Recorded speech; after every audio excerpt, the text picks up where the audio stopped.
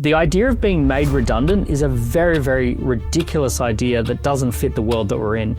Every single person in the future is going to be made redundant every year or two, and that's just going to be normal. Everyone thinks that a book is for selling and for making money off the book. A book is for building relationships. Considering that 70% of the world's population has access to fast internet and 1.5 billion people speak English, you've got an almost unlimited ability to reach people and to create customer relationships if you're willing to play the role of being a key person of influence. I believe that the US presidential elections, they tell you the cheat code for the next 4 to 5 years for marketing and sales. And what we want to do is replace the idea of a career with the idea of a personal brand. Remember too that everyone has to get out of their comfort zone in order to succeed. It doesn't matter what your strengths or weaknesses are, you're going to have strengths and weaknesses.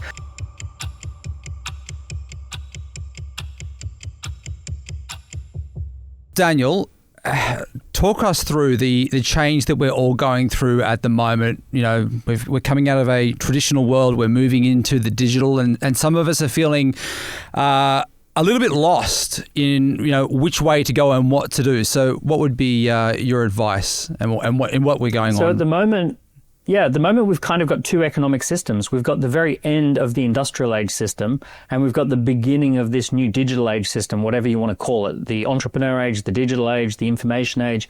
For the last 30 years, we've been laying all the foundations for the digital age, but then COVID came along 5 years ago and it accelerated massively the change from industrial to digital. And what we saw is that suddenly geography didn't matter. You could be doing business with clients all over the world. You could be working and living from anywhere in the world. So it completely changed the nature of the way society operates. For hundreds of years, we probably lived and worked within 5 to 10 miles of our workplace. We did business with people who were geographically close, and we couldn't see into the lives of other people if they weren't geographically close. We didn't have any idea how the richest lived. We didn't have any idea how the poorest lived. But thanks to social media, thanks to fast internet, all of that has changed in the last 5 years. And what that's creating is a system that leaves a lot of people behind, because we went to a schooling system that prepared us for an industrial era, and we no longer live in that era. Yeah, it's interesting that you bring up the schooling, because just last week, Simon and I actually spoke to Simon Squibb, and he told us that he's actually pulled his son out of school and he's homeschooling him now. What is your take on the education system? And I mean, not just in Australia, I guess everywhere, right? Yeah, I went to school in Australia. I was, I'm a product of that system, and I'm very grateful for that system. It was probably the best system in the world at the time. That system is based upon an idea that you have a period in your life of learning, then you have a period in your life of going to work and being a worker, then you have a period in your life of being a manager or a leader, and then you have a period in your life of retiring. And that's kind of like the blueprint. That doesn't work anymore. So what we need to replace that with is a new paradigm. And the new paradigm is that you spot a problem in the world that you feel passionate to solve. You research the problem. You see whether there's an opportunity in that problem. You assemble a team of people around that problem who all start working towards solving it. You then create a solution to the problem, and then you see if you can scale the problem, and then you commercialize it, make enough money to move on to the next problem, or to never have to work again.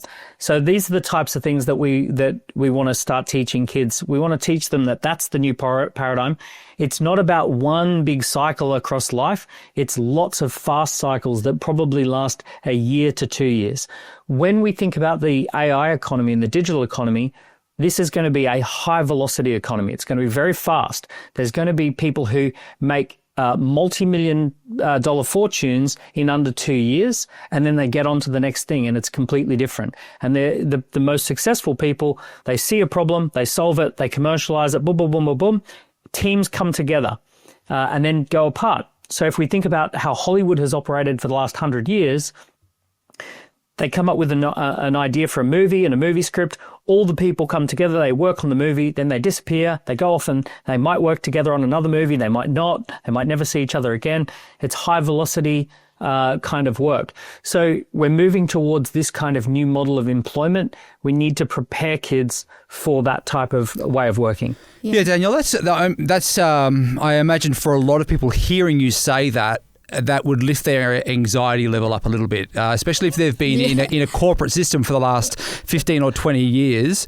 What would be your advice from someone who may have recently been made redundant from they may be in their mid-40s and they're hearing this news now and they're thinking, okay, I'm no longer going to have a long service leave and all of the things that we're used to. What would you say to that person? In every great change, there are strengths and weaknesses to the change. There's things that we like about it, things that we don't like about it. Disruption, unfortunately, it just happens. We can't say, hey, I want to recreate the conditions of the 1960s. We have to say we are living in this particular time. The idea of being made redundant is a very, very ridiculous idea that doesn't fit the world that we're in.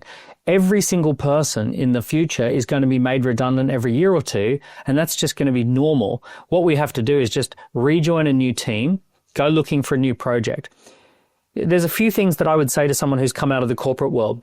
You need to open up your eyes a little bit and spot the fact that the fastest growing companies are not big corporates anymore. They're fast growth small businesses that might have 10 to 30 people on a team. They're more fun to work for. They're more affluent. They pay bigger dividends. You get a chance to have equity. You don't get shoved off in some corner and be told to do some boring, repetitive task over and over again. You get brought into the bigger conversation of that company. You have agency. You get to make decisions and carry out those decisions. And what we're looking at is a world where working on a small dynamic team for, say, 2-3 years will probably afford you enough money to take a mini retirement for 6 to 9 months before then going off and finding another team to work on and then doing that again for 2 or 3 years and then taking a mini retirement for a year. And you might travel the world for a little bit and then go find another problem that you want to solve. So the idea is, forget this idea redundant. What a horrible word to say about a human being, right? So look at these small dynamic companies, apply your talent. We're all standing on a mountain of value. Our experience is valuable. And what we want to do is replace the idea of a career with the idea of a personal brand, right? Build the personal brand online, attract new opportunities, make the most of the times that we're in, not the times that used to be. Yeah. When it comes to someone in that position and they've got a business idea, how can they test out whether their business idea is a good idea or not? You've hit the nail on the head. You don't start businesses, you test to see if a business should be started or not.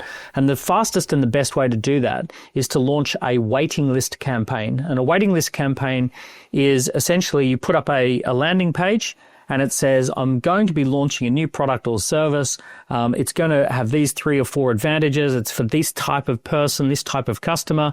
If you're interested to know more when it launches, please join the waiting list. I'd really appreciate if you answer 4 or 5 questions to help us to fine tune the product and join the waiting list, and then we'll send you more information when it's ready. That campaign is a campaign that is really powerful. It ideally, you don't start any business unless you get, say, 150 people on the waiting list. Last business that I started, I didn't even want to start it, really. I just kind of thought it was an okay idea, but I thought I'd test it. I thought if we can get 150 on the waiting list, then I'll move to stage 2. One social media post and we got 750 people joined the waiting list. Oh, wow. So I thought, okay, fair enough. We're going to have You're to like do another this one. business. That takes me up to 7. That's Amazing. Daniel, with personal brand, your personal brand is extremely strong now, and the trust that you have with people all over the world must be huge, especially since you've built that. When did you identify that building a personal brand would build that trust for you and also give you more reach? It was in 2008. There was the Obama Everywhere campaign when Barack Obama was campaigning for president. And I believe that the US presidential elections, they tell you the cheat code for the next 4 to 5 years for marketing and sales. So you want to ask yourself the question, how did that president win? In 2008, Barack Obama won by building a personal brand on social media. And that gave him the edge in his campaign that he built. And he was the first one to respond. If you remember back in 2008, social media was something that we considered high school students and university college students to be doing. It wasn't a serious business activity, but then he won the election. The following year, I wrote the book Key Person of Influence, and it came out in 2010. And I really outlined a formula where I said, this is how to build the personal brand. These are the things you have to do. that formula has actually strengthened over the last 15 years. It's gotten more and more evidence behind it. And over the last 15 years, it's been the key to building my personal brand and thousands of others who've applied it. I was going to ask you about your 7-11-4 hack. Can you explain that to us? Yeah, so 7-11-4 is about 7 hours, 11 interactions, 4 platforms. And there is research that is all about how humans form attachment, how we bond, how we know that we like someone, how we know that we trust someone. And actually, a huge part of it is that we've spent time together. So, for example, if you imagine that we were on a long-haul flight from Sydney to Singapore, we sat next to each other on the plane and we got talking. If we were to sit there talking for a period of off and on for a period of about 7 hours, at the end of that flight, it would be totally natural and normal to exchange details, to say, let's keep in touch. If I bumped into you in Singapore, I would immediately recognize you and say, hey, how you going? So that's how our brain works. So the critical numbers in the research is that when we spend 7 hours or 11 interactions, or we meet in 4 different platforms or 4 different locations, we build trust, we build bonds. Now, in the world we live in now, we can do this digitally. So for example, if you've ever watched 4 2-hour podcasts with someone, you probably feel like you got to know them. Almost every single person watching this is down the rabbit hole for a particular speaker or guru or something like that. You're reading their book, you're listening to their podcasts, you follow them on Instagram, and then you feel like you know, like, and trust. This forms something called a parasocial relationship, which is basically a fancy word for saying a one-sided relationship. And basically what it means is that you feel like you know them, even though they have no idea who you are. Yeah. I feel that right now. It's quite weird because I've been lying on my couch watching you and Steven Bartlett have a number of different conversations. And weirdly, we've interviewed a lot of different levels of celebrity. I'm not nervous in this conversation. You are a famous person in our eyes. Yeah. Do you think that fame has shifted, as in what we thought fame was 5 or 10 years ago? Now you have a level of fame. Steven Bartlett has a level of fame, right? But that's the respected fame that we are, or a lot of us are gravitating towards now. We want someone that's going to give us more substance than just being famous for no reason. Yeah, so fame, when I was growing up, the stars shone so much more brightly back then. Michael Jackson or Michael Jordan or Princess Diana, these people, it was so rare that someone could become famous that when someone did become famous, it was absolutely on the mega scale. What's happened at the moment is that we can all become micro famous. So, for example, I encourage a lot of business leaders to build a following of 5,000 to 50,000 people who have been 7-11 forward. So if there are 5,000 to 50,000 people who have a parasocial relationship, if they have consumed 7 hours worth of content, if they've seen you on 4 platforms, if they've had 11 interactions with your personality brand, then those people will become longer term followers and fans and friends. And it means that you can mobilize talent, you can launch a product, you can attract opportunities, you can share opportunities with your network. So it's like famous for a few. It's famous, but for 5 to 50,000 people, as opposed to Madonna, one person in the 80s, 90s who was famous globally for everyone. It's not about attracting it's attracting like a smaller audience is, I guess, what you're saying, right? Yeah, a small and engaged audience. There was an amazing paper that was once written called 1,000 True Fans.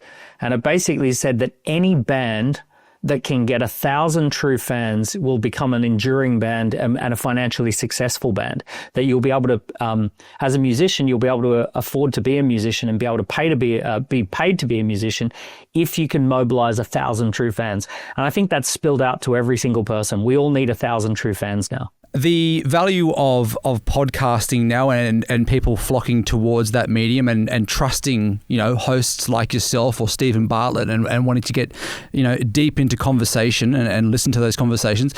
What do you think that is doing to traditional media and the trust that audiences have for traditional media and why they're moving away? Yeah, so any short, sharp, punchy style of media is becoming lower and lower trust because of TikTok, because of Instagram Reels, because of shorts on YouTube. We're seeing so much of this content that it does two things. It just blurs into the background. We forget what we saw 10 minutes ago. The average TikTok user scrolls the height of the Eiffel Tower with their thumb every 2 weeks. Wow. So they're constant. Yeah, right. So you imagine one little video is that high times the height of the Eiffel Tower every 2 weeks. There's no way people remember that stuff. So it just turns into background noise, short-term entertainment. It's the junk food of content. And then we also add to that, we have AI-generated content, and we have content that is almost, constantly out of context. People clip a 30-second clip and they say, Daniel Priestley gets destroyed by, so-and-so. And it's like a 30-second clip or something like this, right? So it's all out of context. So with that as the background noise, humans are craving unfiltered long form content where they can make up their own mind, where they say, hey, I've heard that this particular politician is a complete lunatic, crazy person. That's what I've heard on these shorts. I want to see for myself, So what happened with the Donald Trump election is that he had been widespread talked about in a particular way. And then he goes on Joe Rogan and talks for 3 hours. And most people said, hey, wait a second. I feel like he's a little bit different to the way he's portrayed, and I'm actually starting to see some differences in the way he is when he's unfiltered, and then that makes me doubt what I've previously seen, and maybe even warm to the guy who I thought was a terrible person. So what happened in this election, right? U.S. elections, they really set the tone for marketing. What happened is that people started that Joe Rogan podcast thinking one thing, and then they came around to a different way of thinking.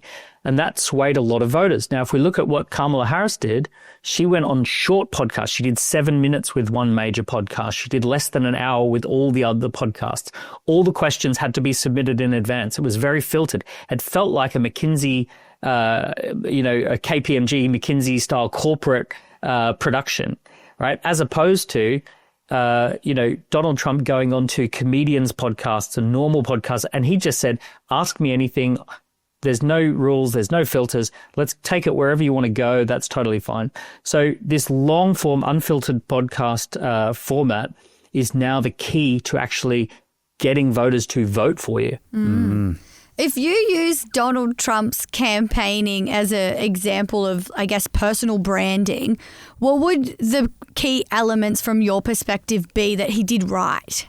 The first is the 7-11-4 formula. Mm-hmm. He did enough. He actually created enough content. He did 3 hours on Joe Rogan. He did 2 hours on another one, Theo Vaughn. Yeah. Right.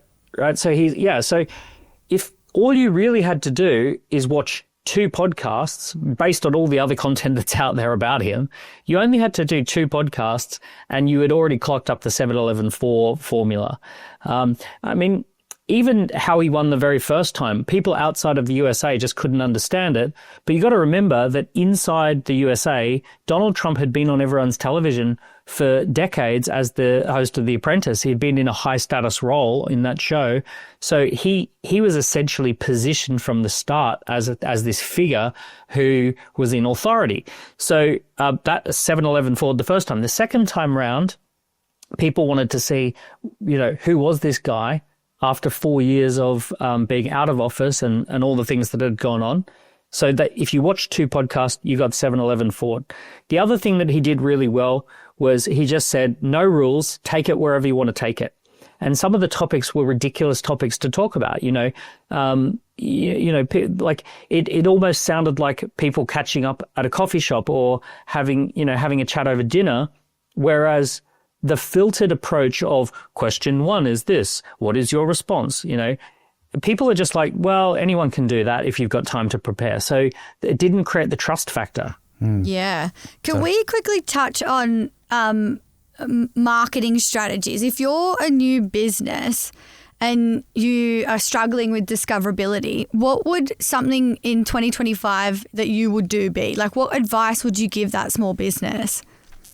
Yeah, so the first thing is you have to have a thing for people to respond to. So like, for example, if I asked you guys, if I said, let's catch up sometime, right? You would go, yeah, sure, but then it would never happen.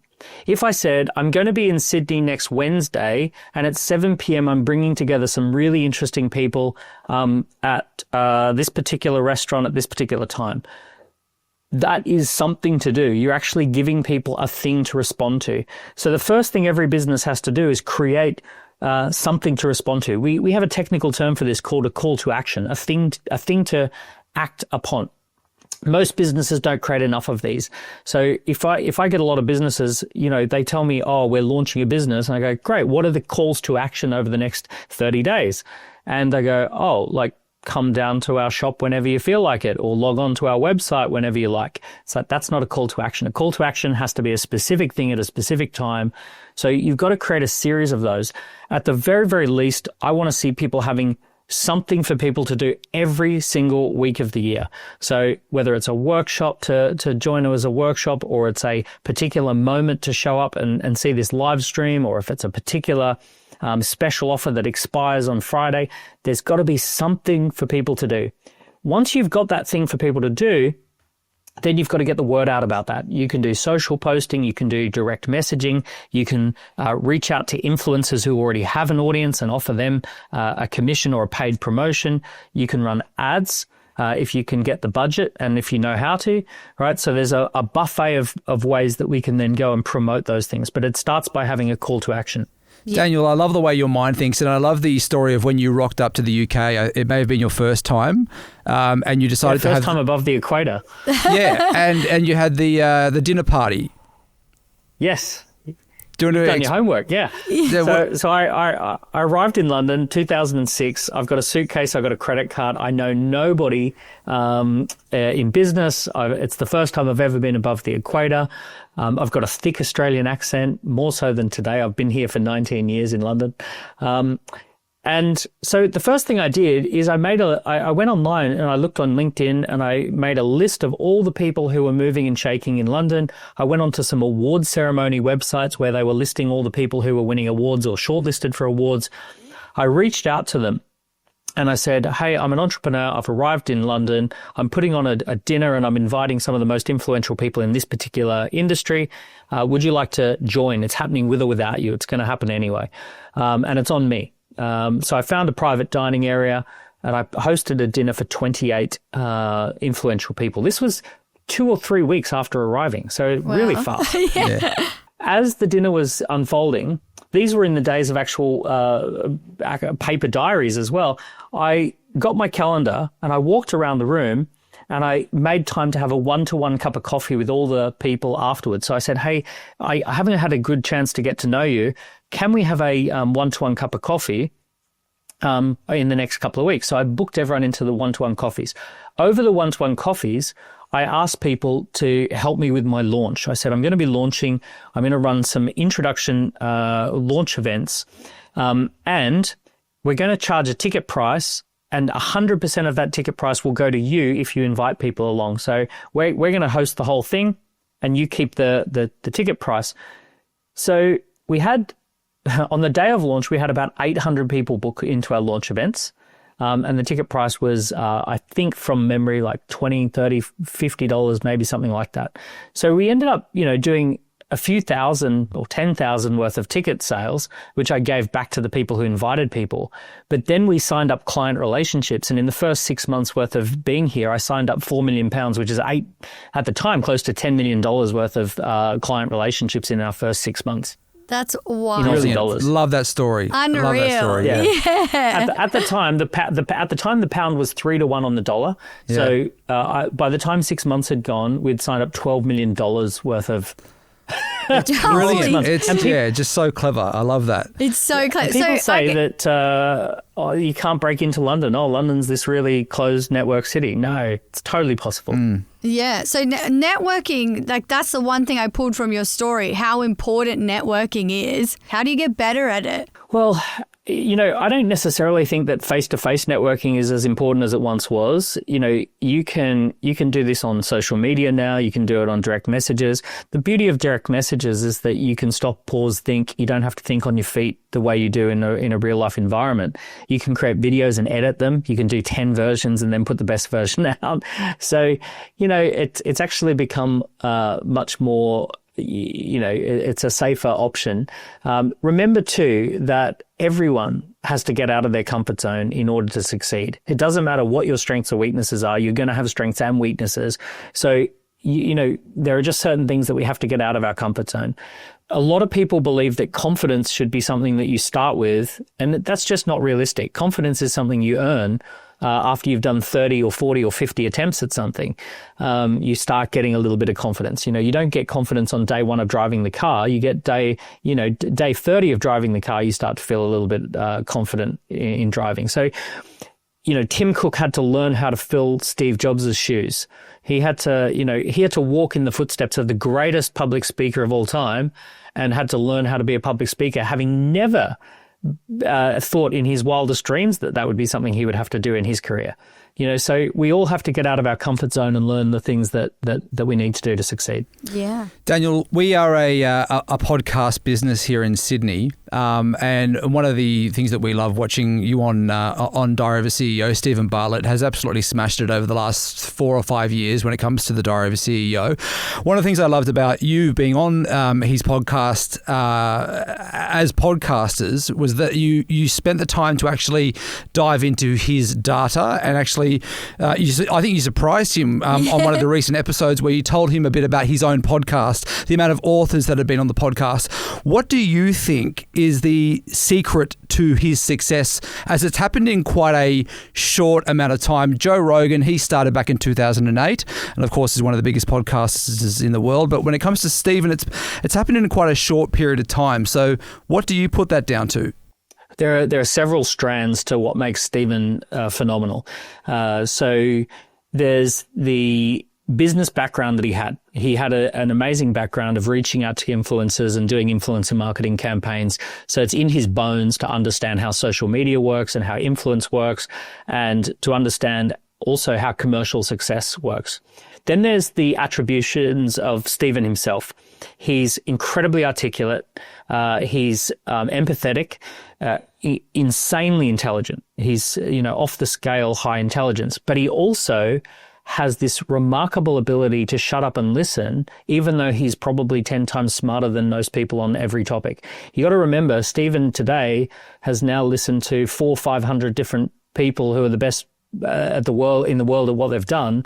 He knows more about most topics than most people could ever dream of knowing, and he has more general knowledge than anyone else on the planet. And yet he is humble enough to ask the silly question. He's humble enough to think about the person who doesn't have access to his network and what they wish they could ask. So he's very empathetic, and he doesn't empathize with you as a guest. He empathizes with his listeners. He's always thinking about, so he said to me the other day, he's thinking about the fact that Diary of a CEO is now played in prisons, and prisoners are studying each episode of Diary of a CEO as a prison program. And he thinks about those prisoners and what would they be wanting to ask. He bumps into a 22-year-old couple in South Africa, and he asks them, what do you want me to ask my next guest? So he's deeply empathetic about his listeners, and he's acting on behalf of those listeners.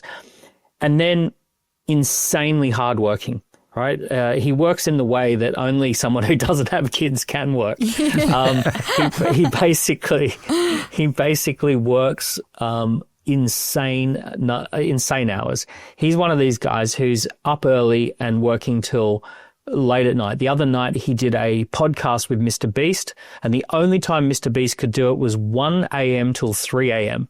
So they did on that particular episode, they started at 1, they went till 3. He was in bed at 4:30, right? So he's willing to do that. And probably he got up a few hours later and started all over again. Did you watch that? He's all of those. Yeah, he's absolutely amazing. Did you watch that episode with MrBeast? Yeah, I did. What did you take away from that? Because, I mean, that guy is on a whole nother level when it comes to content. But, what did you learn from that episode? he's dealing with trauma of his past. He's dealing with really difficult situation, or what he perceived to be a very difficult situation. It ended up making him obsessed with success in this particular domain. And incredibly, he's just willing to work absolutely heroic hours, whether you call them heroic hours, insane hours. There is a superpower that young people possess in their 20s, especially, and that is this ability to really, really work. It's kind of taboo to talk about it. We're meant to be like work-life balance is everything, and you've got to have your work-life balance, and you can't ever tip the balance, and yet we admire athletes, we admire sports stars, we admire podcasters, we admire entrepreneurs. And the dirty secret that every one of those people have is that they're not in balance most of the time. They're using their 20s to work, really long hours. The other dirty secret is that for those types of professions, hard work is very rewarding. So, it's not like digging ditches for 14 hours a day. It's like growth and development and learning and excitement and gamification. It feels like a game. It feels like being a main character in a movie. So, for me personally, all through my 20s, I pretty much opened my eyes, had breakfast, and then worked until I fell asleep. I basically only really worked, went to the gym and ate. That was all I did. Everything else was, just that. It paid off for me. I got ahead by the time I was 30. And unfortunately, as a dad of 3 kids, you just can't work like that once you got kids. Or you can, but the kids will probably hate you. Yeah. I know when I met MrBeast here in Sydney, he did that big car giveaway at the Opera House, and I was really fortunate enough to go down and interview him with the previous team I was working with. And the one thing I noticed from him is he never switches off, even when he's in the public eye. And it was something that I took away from that meeting, because we were about to hit record on our interview with him, and he didn't care. He was like, you guys can wait. My audience is here to see me, and I loved this so much about him. He actually stopped the interview from starting, went into the crowd and made sure that he knew that I'm here. I will be with you give me 10 minutes and I'm all yours. And then he actually started yelling at his team to be like, guys, please go and entertain the crowd while I do this interview. Like, he's always thinking about what his audience is seeing and how they're responding to him, because I guess they're the ones paying his bills, right? Like, without that audience, he does not have... He can't do this content. It's also a mindset. It's a mindset of direct connection. Yeah. The mindset of traditional media, producing something, editing something, and being an intermediary. He's of the generation of just like, you talk directly to people. The other thing that's interesting is that he's the star and the producer, so he's constantly playing both roles.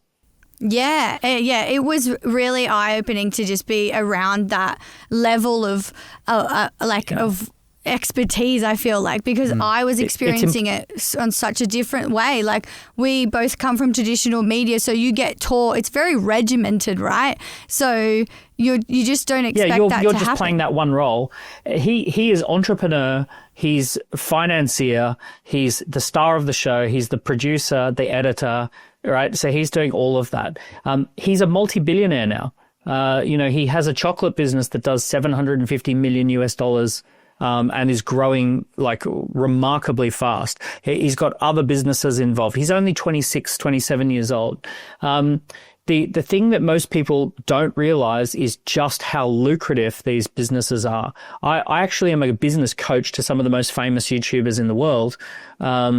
And it would blow most people's minds if you knew just how insanely successful and profitable and fast growth these businesses are. These are super businesses. Well, I guess that's the thing with those, the personal brands that they've built. They're able to, create their own brand inside that and then sell that like he does with Feastables, So there's the inventory that you have inside a YouTube channel where you've got the ads.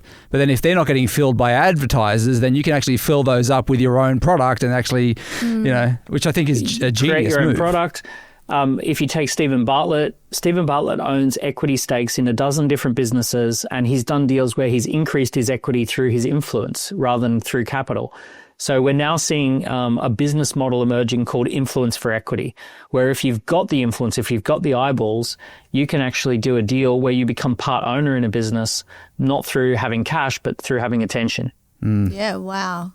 The attention economy, that's an interesting one. I guess that is what we're in right now. How do you keep someone's attention, I guess? There's a few different ways that we get attention. We can talk about something scary, which often the news does.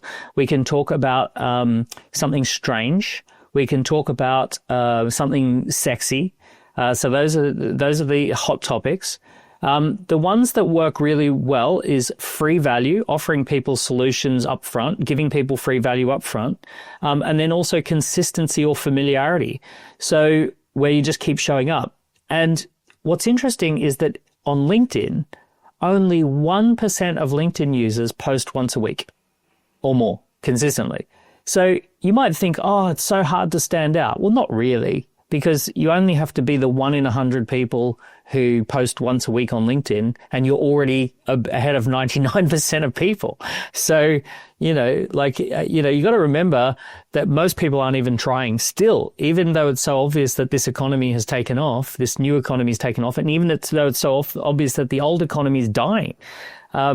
You've got to basically say, what are the behaviors? I mean, imagine if you went back in time into the factory working economy or the office working economy. He said, I'm just going to show up once a week.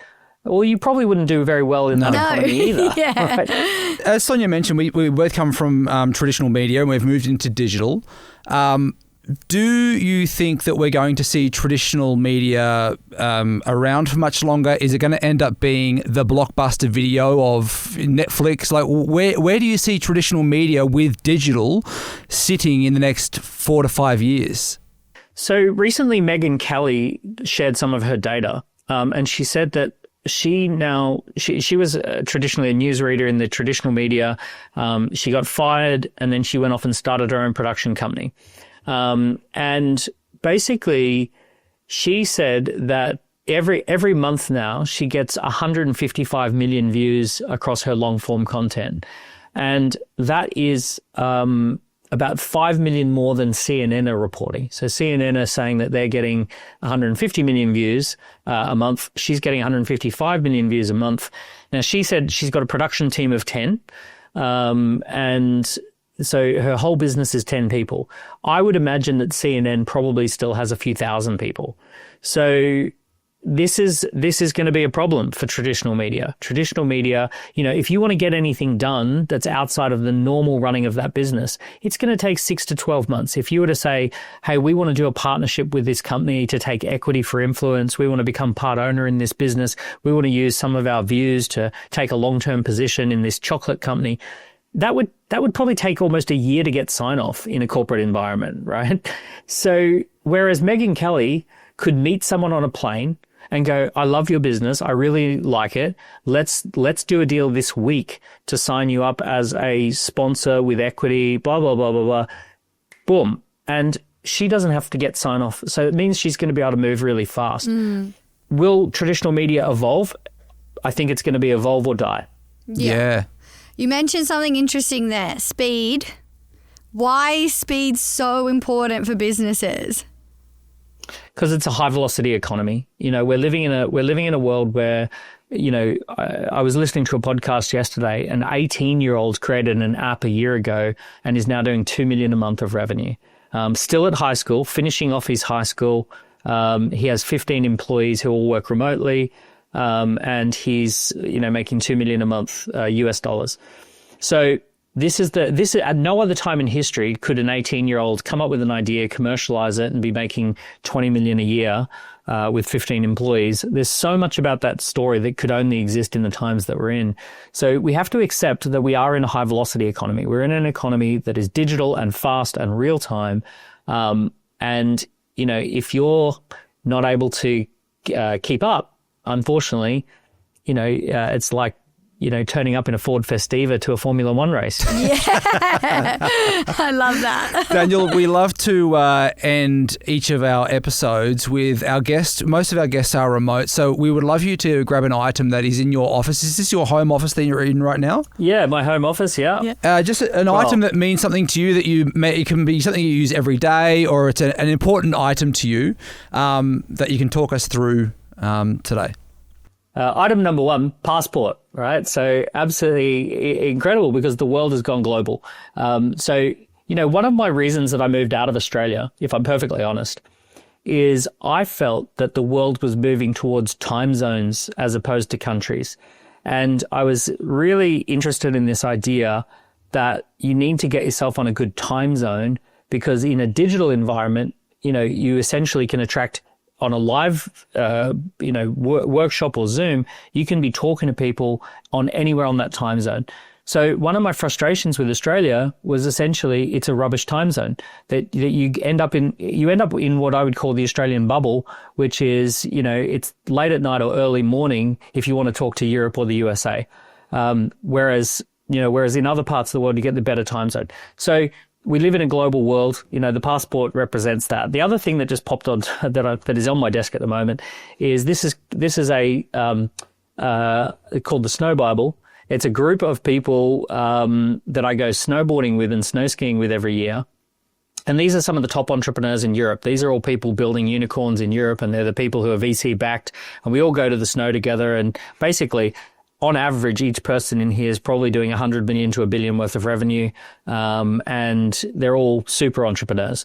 And what's interesting about that is just the value of the network. That you need to get yourself into the network of people. They may not be geographically close. These people are actually from all over the world where they live, but the creation of moments where we get together, that we build the networks together and the bonds. It's all about getting a great network of the right people together. That is so yeah, building moments with these influential people. That's also part of the networking process. That is brilliant. So everyone has to love snowboarding though, right? Is everybody good at snowboarding? Well, actually, I got to say, snowboarders are not popular among skiers. You're gonna win more friends with a set of skis than a snowboard these days. Oh, Daniel, really appreciate your time and thank you for being so generous with your time on the podcast today, mate. What a total pleasure. Absolute pleasure. Thank you for having me on.